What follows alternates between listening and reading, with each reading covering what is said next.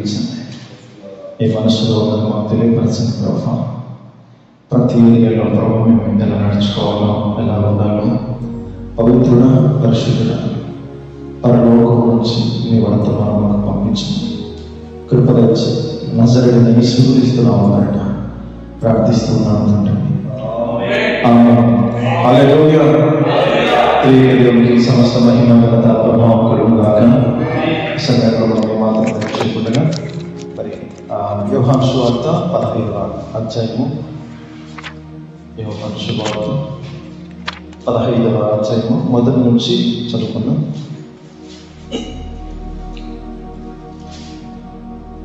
నేను నిజమైన ద్రాక్షవల్లి, నా తండ్రి వ్యవసాయకుడు. దేవుని నామానికి మహిమ కలుగును గాక. నేను నిజమైన ద్రాక్షవల్లి. ఇక్కడ యేసుక్రీస్తు గారు చెప్తున్న మాట. వ్యవసాయకుడు ఎవరైనా తండ్రిగా దేవుడు. ఇంకొక మనం 3వ పేరు చూడబోతున్నాం. ఆ 2వ వచనంలో నాలో ఫలింపని ప్రతి తీగను ఆయన తీసి పారబడును. హల్లెలూయా. ఇప్పుడు ద్రాక్ష చెట్టుకు ఏమిటండి? చెట్టు ద్రాక్ష చెట్టుకు పెద్ద కొమ్మలు ఉంటాయా లేక తీగలు ఉంటాయా? తీగలు. ఆ తీగలు ఎవరు మనతో దేవుడు పోల్చారు. హల్లెలూయా. యేసుక్రీస్తు నిజమైన ద్రాక్షవల్లి, తండ్రి వ్యవసాయకుడు, మనము తీగలు.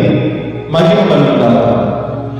చూడండి, నాలో ఫలించిన ప్రతి తీగను ఆయన తీసి పారబడును.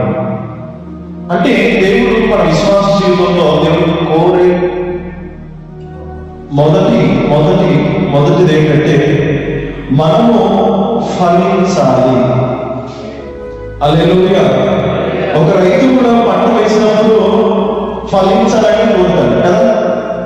ఇప్పుడు ఎవరైనా పంట వేసినప్పుడు ఒక మంచి ఫలభరితమైనటువంటి పంట రావాలి అని కోరుకుంటాడు. సేమ్ తండ్రి అయిన దేవుడు కూడా మనమందరం కూడా ఫలించాలి, అభివృద్ధి పొందాలని ప్రారంభం నుంచి ఎక్కడ ఆదాము అవ్వల నుంచి కూడా అదే దేవుడు కోరుతున్నాడు. మహిమ కలుగుగాక. మరి ఫలించాలి, మీరు అభివృద్ధి పొందాలి, భూమిని నిర్మించాలి. ఆమేన్. ఇక్కడ కూడా ఫలిస్తే ఒక రీతిగా, ఫలించడంలో ఒక రీతి ఉంది కదా. ఎవరైతే ఫలిస్తారో వారిని ఒక స్థితిలో దేవుడు ఉంచబోతున్నారు. ఆమేన్. చూడండి, నాలో ఫలింపని ప్రతి తీగను ఏం చేస్తాడంట? యేసుక్రీస్తు గారు తండ్రి అయిన దేవుడు తీసి పారవేస్తాడు. ఎందుకంటే ఆయన వ్యవసాయకుడు కదా. పంటకు ఏమేమి కావాలని తెలుసు.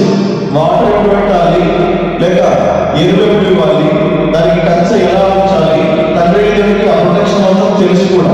హల్లెలూయా. చూడండి, మనం కంటిన్యూ చేద్దాం ఒకసారి. ఫలించు ప్రతి తీగ మరి ఎక్కువగా ఫలిపోవాలని దానిలోని పనికిరాని తీగను తీసి వేయును. ఆమేన్. ఒక వ్యక్తి ఫలించాలని దేవుడు కోరుతూ ఉన్నాడు. ఏ విషయాలు ఫలించాలి, ఎలా ఫలించాలి స్పష్టంగా దేవుడు చెప్తున్నాడు. ఫలిస్తే దేవుడు చాలా సంతోషపడతాడు. ఫలించకపోతే దేవుడు చాలా దుఃఖపడతాడు. ఫలించే వారిని ఇంకనూ ఫలించవలనని ఇదిగో పనికిరాని తీగను ఆయనే తీసేస్తాడు. మహిమ కలుగును గాక. హల్లెలూయా. మన విశ్వాసంలో కొందరు దూరం అయిపోతుంటారు. కొందరు దూరం అవుతుంటారు. కొందరికి అంత సహవాసంలో కూడా కొందరు మనకి ఎడబాటైపోతారు. ఎందుకంటే నువ్వు ఫలించాలని దేవుడు పనికిరాని తీగని ఆయనే తీసేస్తాడు. మనం అనుకుంటాం దేవుడికి ఇలా జరుగుతుందా? హల్లెలూయా. మహిమ కలుగును గాక. అబ్రహాము లోతు జీవితం మనం చూస్తున్నాం.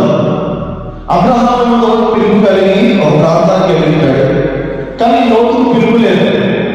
అబ్రహామే వచ్చాడు లేదంటే. హల్లెలూయా. అబ్రహాము పిలుపుంది. ఎదిగో నీ స్వజనులను, నీ సొంత జనులను అన్నిటిని వదిలిపెట్టేసి నేను చూపించే దేశం నువ్వు వెళ్ళు. అని అబ్రహాం పిలుపుని వ్యక్తి ఎవరండి? లోతు కదా.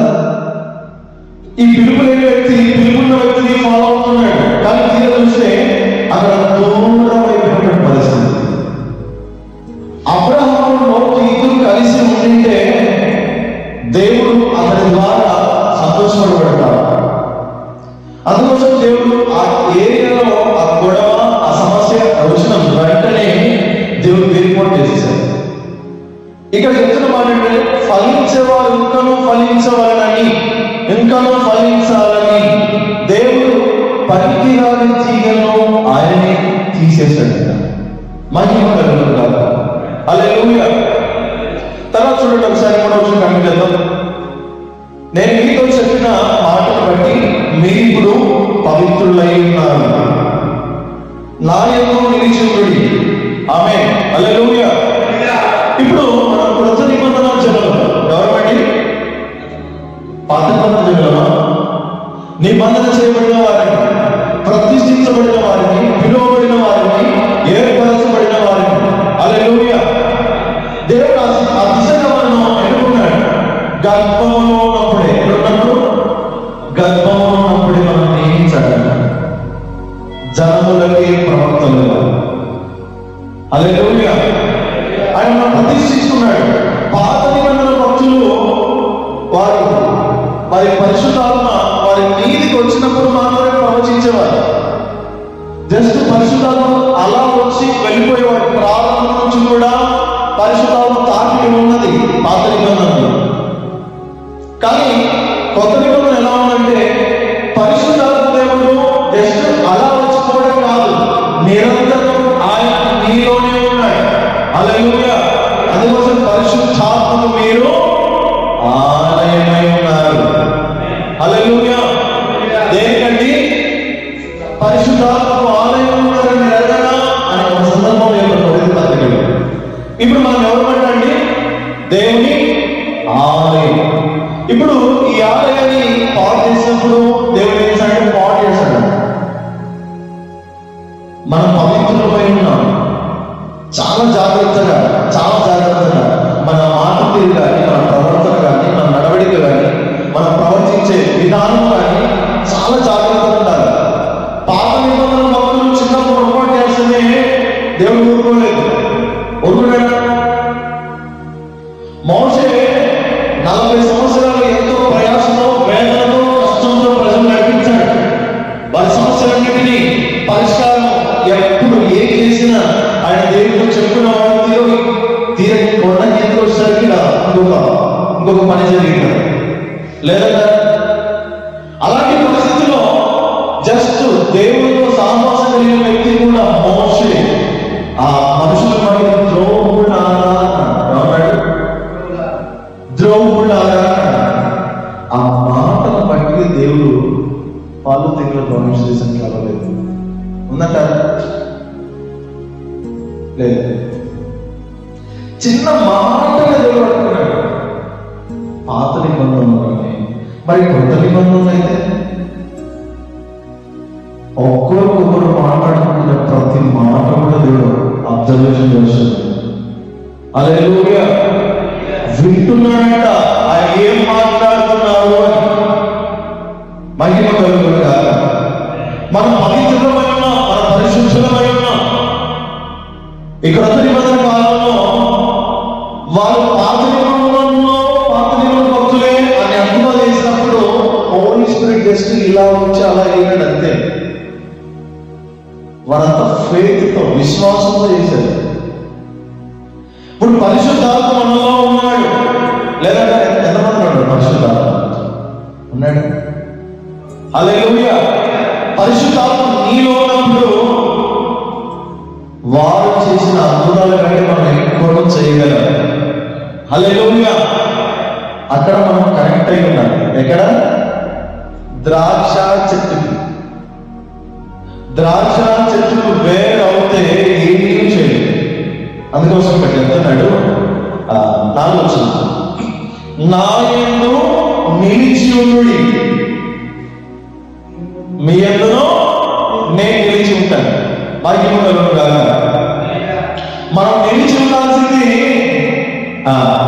లోక సంబంధమైన వాటిలో కాదు, లోక వార్తల్లో కాదు. లేదంటే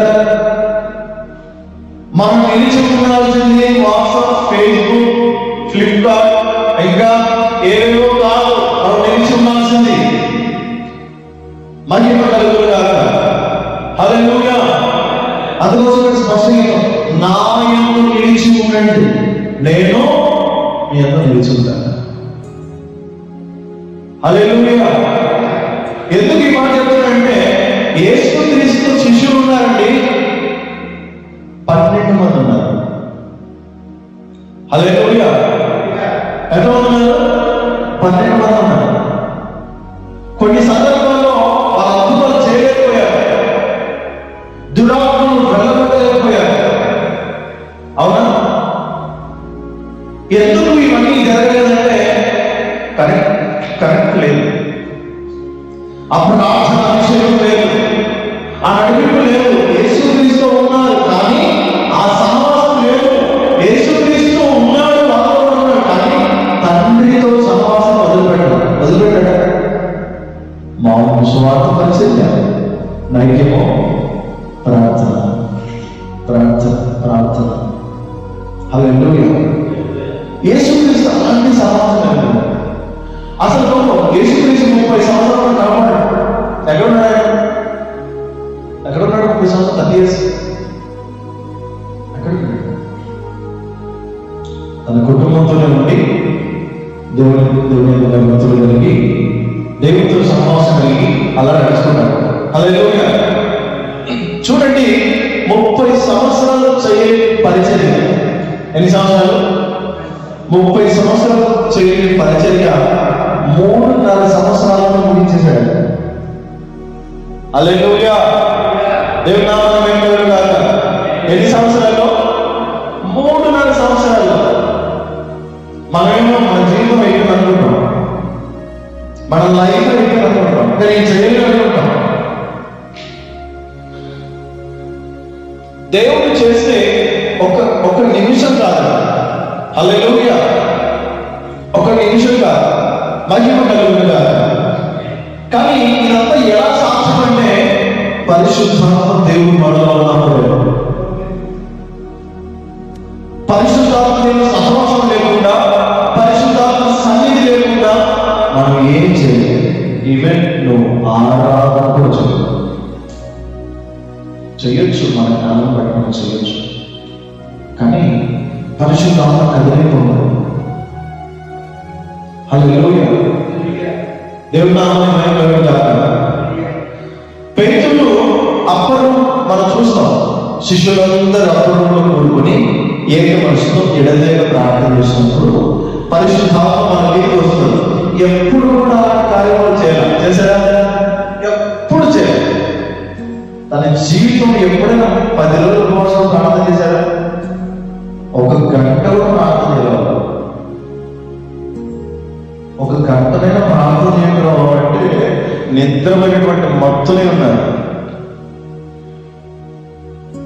కానీ ఎప్పుడైతే పరిశుద్ధాత్మ చేత నింపబడ్డారో, ఎప్పుడైతే ఆత్మ చేత తాకబడి ఉన్నారో అప్పుడు వారి చరిత్రనే చేంజ్ అవుతుంది. హల్లెలూయా. వారి బ్రతుకులో డిఫరెంట్ వచ్చింది. చేయబడిన వాటి వారి నడుచుకుంటే నీడ పడడం ఫస్ట్ అవుతుంది. హల్లెలూయా. అదే చెరువులు పట్టేవాడు బోధిస్తుంటే 3,000 మంది రక్షణ. హల్లెలూయా. అదే చేపలు పట్టేవాడు బోధిస్తుంటే 5,000 మంది రక్షించబడుతున్నారు. ఇదంతా కారణం ఏంటంటే పరిశుద్ధాత్మ నడిపెడుతూ. మహిమ కలుగునుగాక. ఒక వ్యక్తి పరిశుద్ధాత్మ నడిపింపు లేకపోతే ఈ లోకంలో బ్రతకడం కష్టం, బ్రతకడం చాలా కష్టం. బ్రతుకుతున్నామన్న పేరు మాత్రమే, కానీ చచ్చిన స్థితి. చనిపోయిన శవం ఎక్కడ ఉంటుందంటే స్మెల్ వస్తుంది, కంపు కొడుతుంటుంది, చచ్చిన స్థితి. అందుకోసం దేవుడు అంటాడు, నా యందు నీవు, మీ యందు నా మాటలు నిలిచి ఉన్న ఎడల మీకు ఏది ఇష్టం అడగండి. హల్లెలూయా. దేవుని నామానికి మహిమ కలుగుగాక. నా యందు నిలిచి ఉండండి, నేను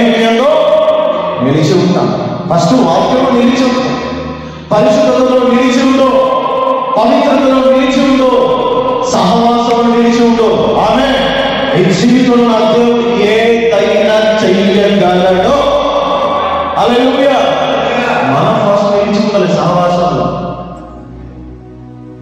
మన స్వబుద్ధిని మన సొంత బుద్ధిని ఆధారం చేసుకొని మనం ఎన్ని చేసినా కూడా ఫలభరితం ఉండదు. మహిమ కలుగును గాక. దేవుని నామానికి మహిమ కలుగును గాక. కంటిన్యూ చేద్దాం.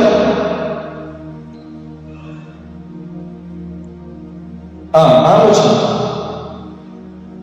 తీగె ద్రాక్షవల్లిలో నిలిచి ఉంటేనే కానీ తనంతట తానే ఎలా ఫలితమో అలాగే నా యందు నిలిచి ఉంటేనే కానీ మీరు ఫలింపరు. మహిమ కలుగును గాక. తీగలు ఏం చేస్తాయండి? ఏమైనా వర్క్ చేసే తీగలు ఏం చేయవు.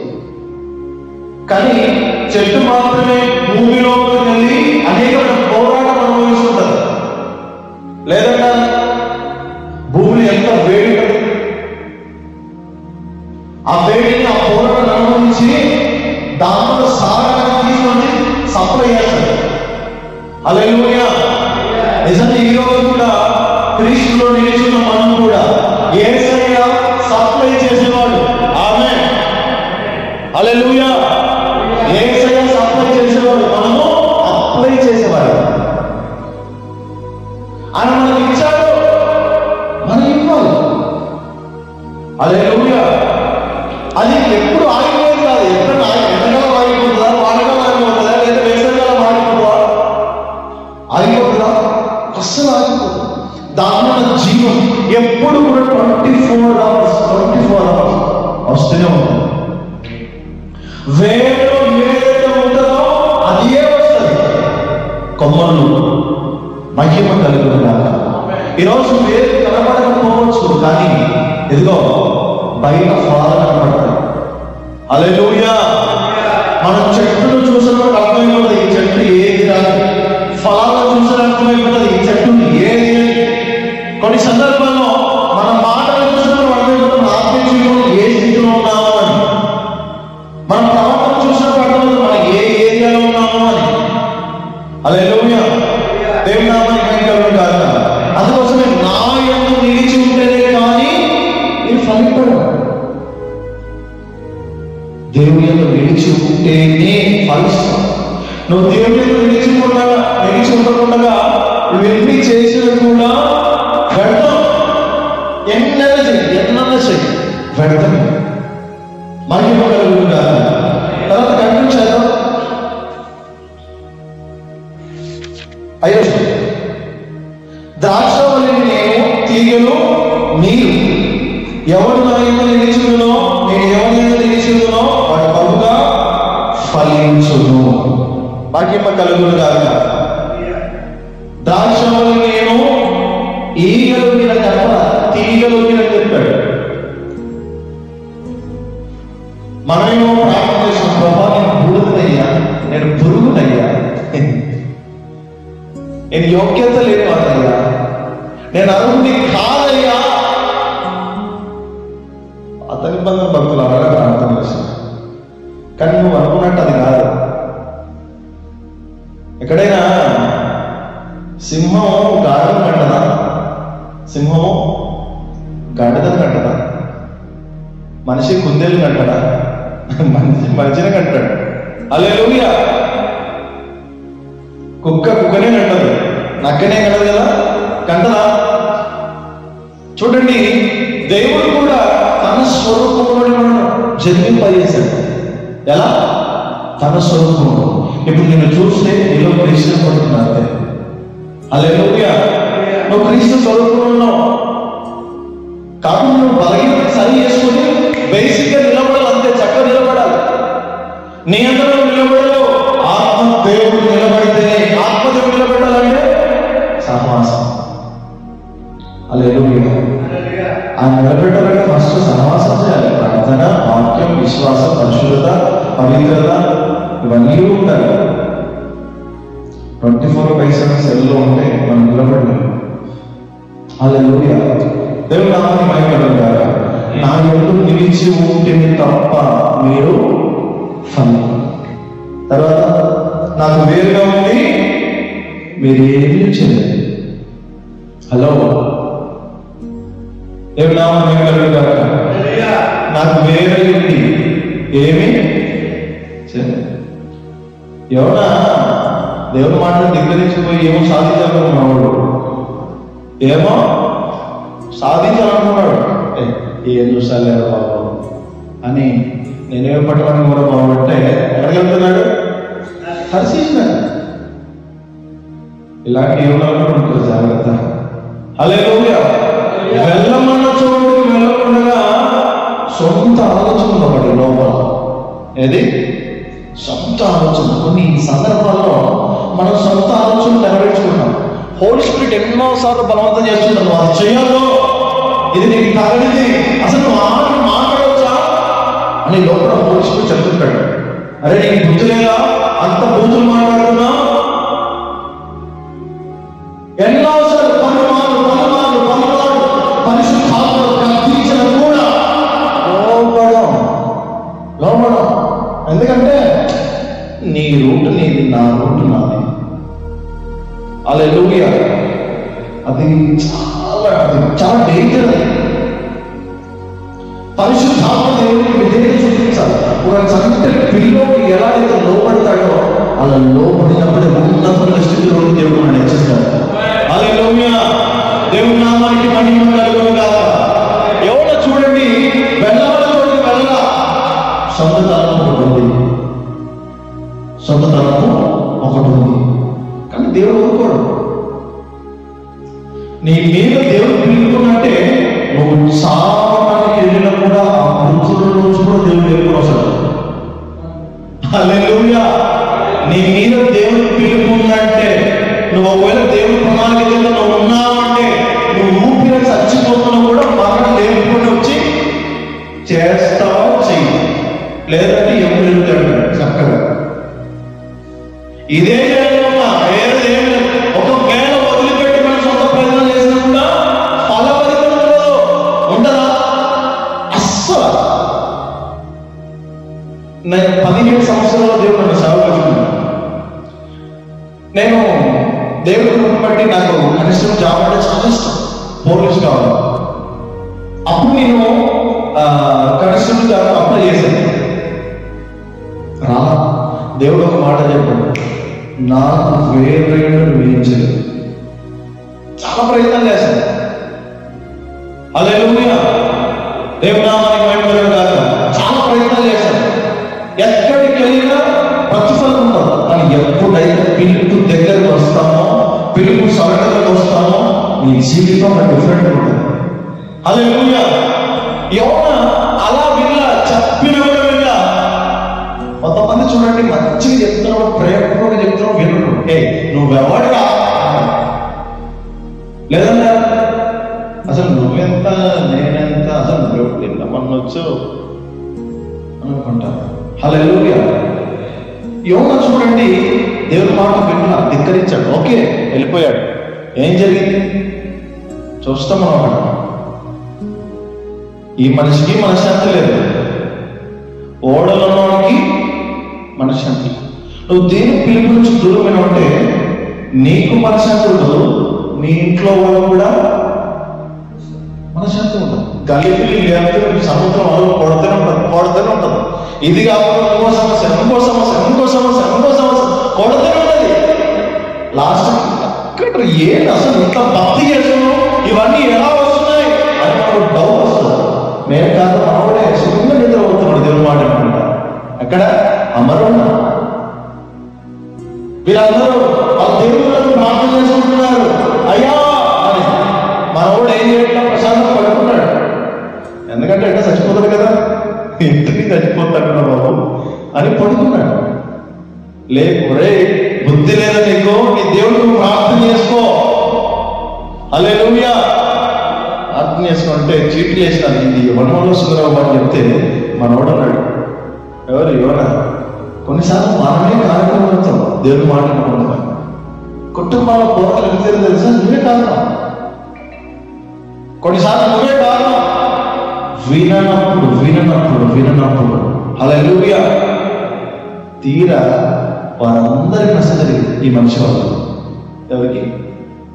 ఓడనున్న సరుకులన్నీ కూడా తినవలసినవండి సముద్రం పాలైపోయింది. చూడలేదు మనం? సముద్రం పాలైపోయినాయి. ఏ ప్రయోజనం లేదు, నష్టం. సరే, ఆ సరుకులు ఎత్తేసారు. మనోడు మళ్ళీ చెప్తున్నాడు, భూమిని ఆకాశము కలగజేసిన ఆ దేవుని యొక్క కుమారుని, తన సేవకుని, తన సందర్భంలో ఏదో మాట చెప్తున్నాడు. మళ్ళీ ఇంత ముందు చెప్తున్నాడు, నన్ను ఎత్తి సముద్రంలో వేయండి, అప్పుడు మాత్రం మీరు ప్రశాంతంగా ఉంటారు. ముందే చెప్పిన ఒకసారి మెరుగుతుంది కదా. ఎంత నష్టం చూడండి. హల్లెలూయా. వేసి సముద్రంలో వేశారు. సముద్రంలో వేసి ఇక్కడ ఒక అద్భుతమైన మాట మనం గ్రహించాలి తెలుసా? యోన దేవుడు పిలుపుంది, కానీ లోబడే తత్వం లేదు యోన తెలుసా? లోబడే తత్వం లేదు. యోన కోసం దేవుడు ఏం చేశాడు తెలుసా?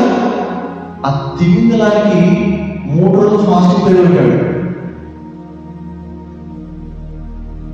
యోన కోసం ఒక చేరు 3 రోజులు ఫాస్టింగ్ ఉంటుందా? తిమింగలం ఉంటుందా? 3 రోజులు ఫుల్ ఫాస్టింగ్ యోనా కోసం. తిమింగలం ఏం తినలేకపోయింది అది. మనోడు లోపల మొరపెడుతున్నాడు, బయట మొరపెట్టచ్చు కదా. హల్లెలూయా. కొన్ని సందర్భాల్లో మంచి ఏసీ ఉన్నప్పుడు, కూలర్ ఉన్నప్పుడు మనం మొరపెట్టాం. ఎందుకని? అవసరం పోరావాలి. హల్లెలూయా. మొరపెట్టాం, ప్రశాంతం ఉంది. మధ్య సేవకుడు అండి యోనా, పక్కన సేవకులు ఉన్నారు, అన్ని విషయాలు సపోర్ట్ చేసేవారు ఉన్నారు, ముందుగా వెనక ఉండేవారు ఉన్నారు. ఆ సమయంలో మొరపెడతారు. అక్కడ మొరపెడుతున్నాడు, సముద్రంలో మొరపెడుతున్నాడు 3 రోజులు. ఆ కాలంలో మొరపెడుతున్నాను. నేను ఎవరు మొరపెట్టాడు? నీ అందరూ నువ్వు 30 తెచ్చుకున్నావు. విననందు వలన, ఏం చేయనందు వలన? విననందు వలన, విధేయత చూపెట్టినందు వలన అక్కడ మొరపెడుతున్నాడు. ఆ మనిషి వల్ల 3 రోజులు ఫాస్టింగ్ పేరండి. తిమింగలం 3 రోజులు ఉపవాసం. అయినా 3 రోజులు ఆ మనిషి ఎట్లా పోస్తున్నాడు? అది ఉపవాసం అండి. మనోడు 70 కేజీలు ఉంటాడు. హల్లెలూయా. ఇంత శక్తి కూడా కావాలి దానికి. ఇంకోటి తెలుసా? ఓకే, నేనే పడుతున్నాను వదిలేసి వెళ్ళిపోయాడు కదా, వెళ్ళిపోయాడా? దేవుడు కూడా నువ్వు వెళ్ళిపోయినా కూడా సృష్టికి ఆజ్ఞాపించి సృష్టితో సహా నేను తీసుకొస్తున్నాడు. హల్లెలూయా. తిమింగలం ఆయన మాట వినదా? వినదా? ఒకవేళ నువ్వు వినకుండా వెళ్ళిపోతావు, తయారు చేసిన బైక్ మాట వినదా? వినదా? వెంటనే దేవుని నామమున మహిమ కలుగును గాక. చూడండి, ఆ సమయంలో మనం చూస్తాం అక్కడ నేరుగా తిమింగలం తెలుసా? నేనే పట్టణం చివరిలో వామిటింగ్ చేసింది, కక్కేసింది. ఎక్కడ? నేనే పట్టణం దగ్గర. ఎక్కడ మా ఊరు పొయ్యి కూడా ఏం తీసుకొచ్చింది? తిమింగలమే తీసుకొచ్చింది. కొన్నిసార్లు తిమింగలం కూడా తీసుకొస్తారు. రావడం చూడండి, తిమింగలం అంటే ఏంటంటే నార్మల్గా మనిషిని చంపేది. అదే తిమింగలం ఎక్కడ తీసుకొచ్చింది? దేవుడి చిత్తము దగ్గర తీసుకొచ్చింది. హల్లెలూయా. దేవుని నామానికి మహిమ కలుగును గాక. సరే అని చెప్పేసి మన ఊరు మళ్ళా కొండకి ప్రశాంతంగా ఉన్నాడు. అక్కడ సోమ చెట్టు రాత్రి అనిపించింది. సర్లే నా సేవకుడు కదా అని చెప్పేసి దేవుడు దర్శించుకుంటే ఇంకా సలదా కలవడు అన్నాడు. హల్లెలూయా. ఏం చేయట్లా. ఆ సమయంలో ఒక పురుగు పుట్టించాడు. వెంటనే లోపల అవిధేయత స్టార్ట్ అయిన వెంటనే పురుగు పుట్టించాడు. మార్నింగ్ అయ్యేసరికి చెట్టు మొత్తం ఎండిపోయింది. ఎండ తగిలింది. ఎండంటే దేని సూచన అంటే శ్రమలు, శోధనలు, అవమానాలు, నిందలు, ఇవన్నీ కూడా. లాస్ట్కు దేవుని మాటకు లోపలికి నేను పట్టణాన్ని ఒక అద్భుతంగా రక్షించినటువంటి వ్యక్తి యోనా. హల్లెలూయా. అది ముందుగానే చేసింటే ఎంత సూపర్. దేవుని నామాన్ని మహిమ కలుగును గాక. అందుకోసం ప్రభు చెప్తుంది, నాకు వేరే నుండి ఏం చేయాలి? ఏం చేయను నాకు వేరే నుండి ఏం చేయను. దేవుని నామానికి మహిమ గాక. హల్లెలూయా. ఒక్క మాట మాట్లాడబోతున్నాం. 8వ వచనం, 7వ వచనం. నా యందు మీరును మీ యందు నా మాటలు నిలిచుండిన ఎడల మీకేది ఇష్టమో అడుగుడి, అది మీకు అనుగ్రహించబడును. హల్లెలూయా. చూడండి, నా యందు మీరును మీ యందు నా మాట నిలిచుండిన ఎడల మీకేది ఇష్టమో అది అడగండి, నేను ఇస్తాను చెప్తున్నాడు. అంటే దేవుడి వాక్యం మనలో ఉన్నప్పుడు దేవుడు సాహసమైన కార్యం జరిగిస్తాడు. నేను 100% నమ్మగలుగుతాను. దేవుడి వాక్యం నీలో అనుకోండి, సూర్య చంద్ర నక్షత్రం కూడా రాబోతుంది. హల్లెలూయా. సృష్టిని కూడా నువ్వు శాసిస్తూ వేస్తున్నావు. హల్లెలూయా. నిజంగా అండి, ఇది ప్రాక్టికల్ గా నా జీవితం జరిగిన కాదు. హల్లెలూయా. ఒకరోజు నేను కొత్తగూడెం మీటింగ్కి వెళ్ళాను. అక్కడ ఫుల్ ఆ బొగ్గేరే కదా, చాలా ఘోరం ఉంటుంది, ఎండలు ఎక్కువ ఉంటాయి. ఆ సమయంలో నాకు అలవాటు ఏంటంటే టచ్ పేరులో ప్రేర్ చేయాలి 1 hour కంపల్సరీ. సండే సర్వీస్కి లేట్ అయింది. లేట్ అంటే 10 నుంచి అనమాట. ఆ సమయంలో ప్రేర్ చేసుకుంటున్నాను. ఫుల్ ఎండ. ఒకటి ప్రార్థన చేశాను. ఆ సమయంలో ఒకరు ముందు వచ్చారు నాకు. ఎవరు ఆపారు చంద్రుని? బైబిల్ సూర్యుని చంద్రుని ఎవరు ఆపారు? యెహోషువ. ఒకటే మా వాగ్దానం ఎత్తి ప్రార్థన చేశాను. ప్రభువా, యేసు నామమున ఆగునుగా మేఘస్తంభం కలుగునుగా ప్రార్థన చేశాను. నిజంగా అండి, అమ్ముతున్నాము. ఆ 1 hour మొత్తం కూడా చల్లదనాన్ని అనుభవించండి. హల్లెలూయా. మనం దేవుడి మాటలు అనుభవించినప్పుడు, దేవుడికి సాధించే పనిలో ఉన్నప్పుడు ఆ ప్రాంతంతో వాతావరణం, చల్లటి వాతావరణం అనుభవించదు. దేవుడి నామం ఏం కాదు. ఏ పోరాటం వచ్చినా కూడా పరిశుద్ధాత్మ దేవుడి ముందుగా నడిపిస్తాడు, బోధిస్తాడు. అయితే ఆయన రెక్కల క్రింద ఉండాలి ఫస్ట్. ఎక్కడ? ఆయన రెక్కల క్రింద మనం ఉండగలిగితే తప్పకుండా దేవుడు మనకు సహాయం చేస్తాడు. హల్లెలూయా.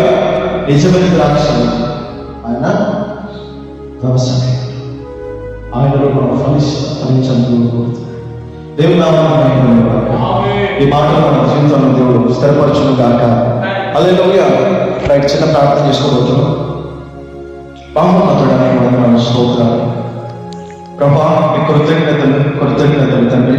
ఈ సమయంలో మీరు మాట్లాడిన ప్రతి మాటకి కృతజ్ఞతలబ్బా. మా ఈ జీవితాన్ని చేతికి అప్పగించుకుంటూ మీ రక్తం చేత శుద్ధీకరించండి, మహిమ చేత కప్పండి. పవిత్రుడానికి వందనాలు, స్తోత్రాలు ప్రభా. మా ఈ జీవితంలో ఫలభరితంగా ఆయన నీకు ఇష్టకరంగా మేము ఫలించుకుంటూ సహకరించండి. యేసుక్రీస్తు నామమున పేరట ప్రార్థిస్తూ ఉన్నాను తండ్రి. ఆమేన్. ఈ సమయంలో ప్రార్థన చేసుకుందాం. ప్రభువు రక్తం తీసుకుందాం. ఆయన మన కొరకు వధించబడ్డాడు, మన కొరకు కలవలసిన రక్తం కాచి ప్రాణం పెట్టాడు. నిజంగా ఈరోజు మనం విలువైన రక్తాన్ని, విలువైన శరీరాన్ని తీసుకోగలుగుతున్నాం కేవలం ఆయన చేసిన త్యాగం ద్వారా. ఆ సేవను జ్ఞాపకం చేసుకుంటూ మనం ప్రార్థన పూర్వకంగా దేవుని శరీరాన్ని రక్తం తీసుకోబోతున్నాం. మహోన్నతుడానికి వందనాలు, స్తోత్రాలు ప్రభా. కృతజ్ఞతల ప్రభా, మా కొరకు మీరు వధించబడిన కృతజ్ఞతలు తండ్రి. ఇదివరైనా కేవలం నీ విమోచన రక్తము ద్వారా, నువ్వు చెల్లించిన రక్తము ద్వారా మేము ఈరోజు నీతిమంతులుగా, నిర్దోషులుగా బ్రతుకుతున్నాం తండ్రి. నువ్వు ఇచ్చిన కృపనే తండ్రి. మా మంచి క్రియలు కాదు, మా మాటలు కాదు, కేవలం నువ్వు మా పైన చూపించిన అపారమైన కృప. సమయంలో ప్రభా మీ శరీరాన్ని బట్టి స్తోత్రాలు, మీ రక్తాన్ని బట్టి స్తోత్రాలు ప్రభా. ఆయన కృతజ్ఞతని కృతజ్ఞతాస్తుతులు చెల్లించి, ఇది నా శరీరం, ఇది తీసుకున్నప్పుడు నన్ను జ్ఞాపకం చేసుకుంది.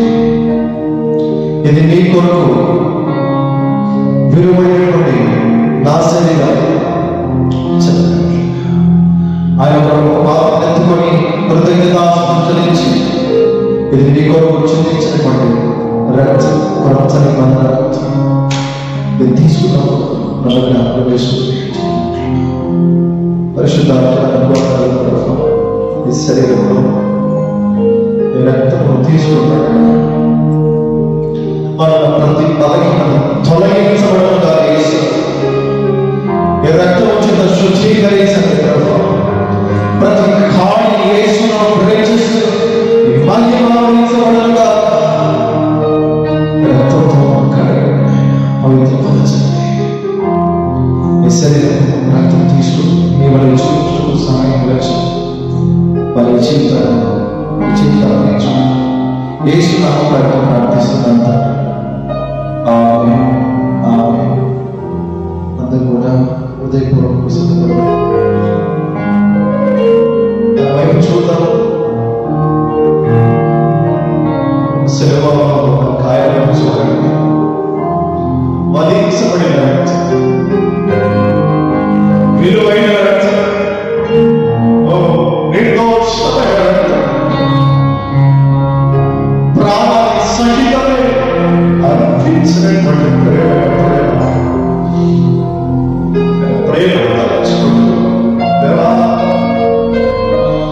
ఈరోజు నేను విమోచించబడి ఉన్నామంటే కేవలం నువ్వు చేసిన త్యాగం